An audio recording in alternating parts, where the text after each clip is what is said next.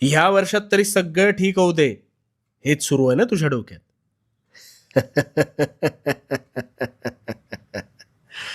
पलटतील.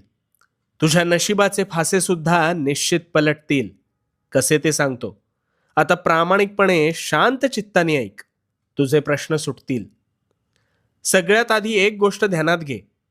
नवीन वर्षात तू जुनाच राहिलास तर तुझ्या आयुष्यात काहीच नवीन घडणार नाही. गोंधळलास ना? आता एक गोष्ट ऐक. दोन घनिष्ठ मित्र होते.